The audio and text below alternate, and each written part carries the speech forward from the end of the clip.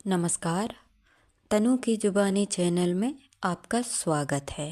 हमारी आज की कहानी है तकलीफ़। वृद्धा आश्रम में कई बुजुर्ग महिला थे जिन्हें उनके बेटे या कोई ना कोई परिवार वाले छोड़ गए थे। ऐसे ही एक बुजुर्ग महिला को यहाँ आए 3 साल हो गए थे। वो अभी भी यह यकीन नहीं कर पा रही थी कि उनका बेटा उनके साथ ऐसा व्यवहार करेगा। अपना काम करती थी, कभी रोती तो कभी उदास बैठी रहती। अपने बेटे और पोते को याद करती रहती। वहाँ उनकी जैसे बहुत महिलाएं थीं, लेकिन उन सभी ने अब यह मान लिया था कि उनका यही घर है। कहते हैं कि बचपन और बुढ़ापे में कुछ समानता होती है। कभी कभी बुजुर्ग भी बच्चों की तरह जिद पर अड़ जाते हैं। ऐसे ही उन्होंने एक जिद पकड़ ली कि उनके बेटे को बुलाएं। इस बार वो दीपावली अपने बेटे और पोते के साथ मनाना चाहती है। कम से कम उन्हें देखना ही चाहती है। दिवाली के 4 दिन पहले ही उन्होंने खाना छोड़ दिया था, खुद को बीमार कर लिया था। उनका मानना था कि अगर वो ऐसा करेंगे तो उनका बेटा जरूर आएगा उन्हें देखने के लिए। अब उन्हें क्या पता था, अगर उनके बेटे को उनकी इतनी परवाह होती तो वो उन्हें यहाँ क्यों छोड़कर जाते। आश्रम की देख रेख करने वाले राम जी ने उन्हें बहुत समझाया। यह नहीं था कि राम जी यह पहली बार कर रहे थे। कभी कोई माँ अपने बेटे के लिए रोती तो कभी कोई और माँ। वो सबको संभालता और दिलासा देता था। कोशिश करता था कि जो जिससे मिलना चाहते हैं मिलवा दें। लेकिन उसकी यह कोशिश कभी कभी सफल हो पाती थी। उसने अभी भी अम्मा को हर तरह से बोला कि क्या मैं आपका बेटा नहीं हूँ? क्या मैं आपका ख्याल नहीं रखता हूँ? अम्मा कहती है, लेकिन मुझे अपने पोते को देखना है। फिर अम्मा ने उनके यहाँ आने की बात बताई। जब मैं यहाँ आई तब एक दीपावली पर उसने मेरे पोते ने मुझसे पैसे मांगे थे। छोटा था, जिद करने लगा था। उसके माँ बाप घर पर नहीं थे तो मैंने उसकी माँ के कबर्ड से पैसे निकाल कर उसके लिए दिवाली की खिलौने वाली बंदूक उसे दिला दी थी। बस यही गलती मुझसे हो गई थी। घर आकर जब बहू ने देखा तो उसने चोरी का इल्ज़ाम लगा दिया मुझ पर लगाया वो तो ठीक है, मेरे पोते को भी मारा। मेरे सामने उसकी बंदूक तोड़ दी। बस मेरा बेटा उसके कुछ दिन बाद ही मुझे यहाँ छोड़ गया। अब मैंने यहाँ काम करके कुछ पैसे जमा किया है। मुझे मेरे पोते को इससे कुछ लेकर देना है। वो बड़ा खुश होगा। मेरा बेटा इतना बुरा नहीं है।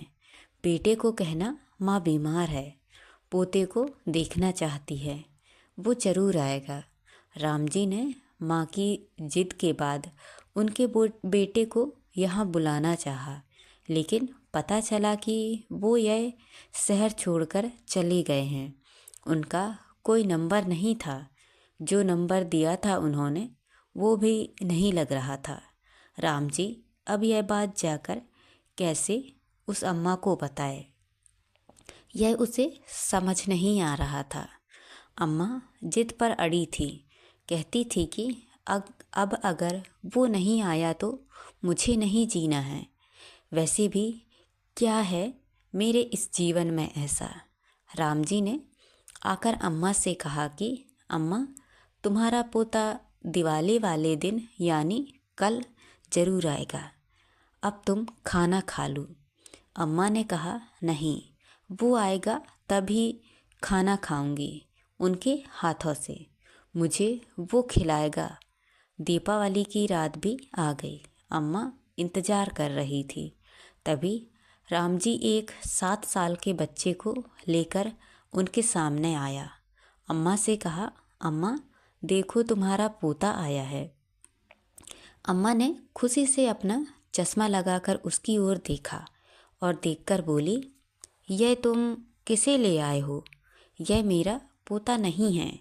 माना कि मैंने उसे 3 साल से नहीं देखा है, फिर भी तुमने ऐसा कैसे सोच लिया कि तुम किसी को भी ले आओगे और मैं उसे अपना पोता मान लूँगी। मैं उसकी दादी हूँ, उसे अच्छे से पहचानती हूँ। यह मेरा पोता नहीं है। राम जी ने कहा, अम्मा तुमने ठीक कहा, यह तुम्हारा पोता नहीं है। पता है यह कौन है? राम जी ने उससे पूछा। बेटा तुम्हारा नाम क्या है? लड़का बोला, मोनू। बेटा तुम्हारे मम्मी पापा कौन हैं? लड़का बोला, पता नहीं। अच्छा तुम कहाँ रहते हो? लड़का बोला कि यहाँ से थोड़ी दूर सबके साथ। राम जी ने आगे की बात बताई। अम्मा यह भी अनाथ आश्रम में रहता है। तुम तो बहुत किस्मत वाली हो अम्मा कि तुमने अपने माँ बाप पति बेटे पोते सबको देखा है। इसे तो कोई छोड़ गया बस ऐसे ही। देखो फिर भी ज़िंदगी जीना चाहता है, कभी जिद नहीं करता है। और इसके जैसे कई हैं जो वहाँ हैं। अम्मा जो हो गया है उसे मैं जानता हूँ, भूलना मुश्किल है, लेकिन इस तरह कमज़ोर मत बनो। खुश रहो, सोचो ऐसे ही होना लिखा था किस्मत में। तुम्हारे पास अच्छी यादें हैं, चेहरे हैं, उनको याद करो। अम्मा समझ गई कि राम जी उसे क्या समझाना चाहता है। उसने बच्चे की ओर देखा और मासूम सा बच्चा चुपचाप अम्मा की ओर देख रहा था। राम जी ने खाने की थाली मंगवाई और कहा कि तुमने कहा था कि तुम अपने पोते के हाथों से ही खाना खाओगी। देखो ये तुम्हारा पोता ही है तो। अम्मा ने उस मासूम बच्चे के हाथ से खाना खाया और उसने जो भी पैसे जोड़े थे उस बच्चे को दे दिए। कहा कि जो पसंद हो वो ले लेना। अम्मा ने जीवन की कड़वी सच्चाई को स्वीकार कर लिया। अब वो उस समय को याद करके दुखी नहीं बल्कि उस समय की अच्छी यादों को याद करके खुश रहती है। राम जी के एक सहयोगी ने उससे कहा कि तुम बड़ा अच्छा काम कर रहे हो। तब राम जी ने कहा कि मैं नहीं चाहता हूँ ऐसा काम करना। मैं नहीं चाहता कि यहाँ कोई भी बेसहारा माँ आए और कोई बच्चा किसी अनाथ आश्रम में जाए। किसी को मेरी ज़रूरत ना पड़े। मेरे पास माँ नहीं है, इसीलिए मुझे उसकी इतनी कद्र है। यह कद्र सभी को हो, ऐसा मेरा मानना है। तो दोस्तों ये कहानी आपको कैसी लगी? लाइक और कमेंट करके ज़रूर बताएं और चैनल को सब्सक्राइब करना ना भूलें। तो मिलते हैं अगली कहानी में। बहुत बहुत धन्यवाद।